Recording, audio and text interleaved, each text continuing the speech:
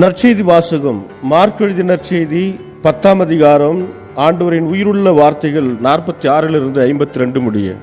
இயேசுவும் அவருடைய சீடரும் எரிகோவுக்கு வந்தனர்.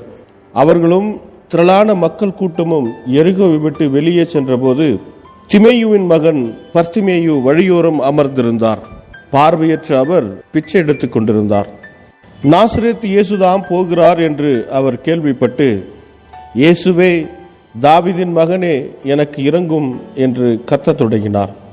பேசாதிருக்குமாறு பலர் அவரை அதட்டினர்.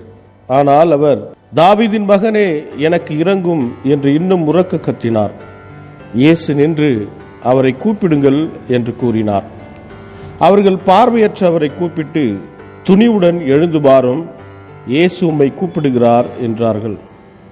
அவரும் தம் மேலுடைய எறிந்துவிட்டு குதித்தெழுந்து இயேசுவிடம் வந்தார்.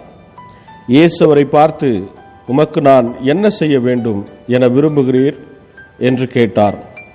பார்வையற்றவர் அவரிடம், ரபூனி, நான் மீண்டும் பார்வையடைய வேண்டும் என்றார்.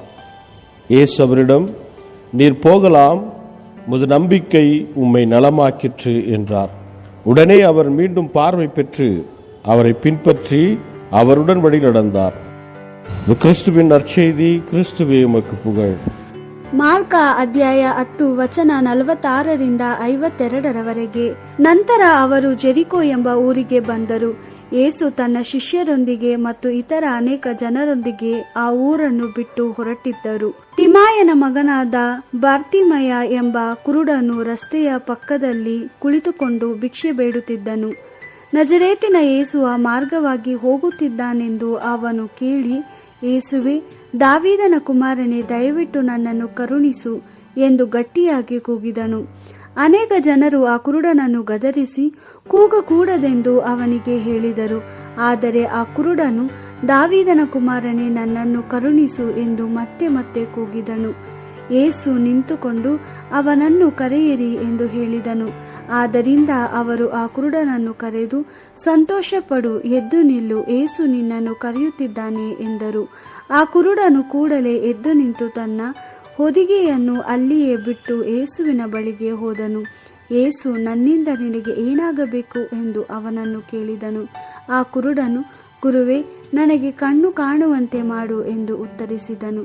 ಯೇಸು, ಹೋಗು, ನೀನು ನಂಬಿದ್ದರಿಂದ ನಿನಗೆ ಗುಣವಾಯಿತು ಎಂದನು. ಆಗ ಅವನಿಗೆ ದೃಷ್ಟಿ ಬಂದಿತು.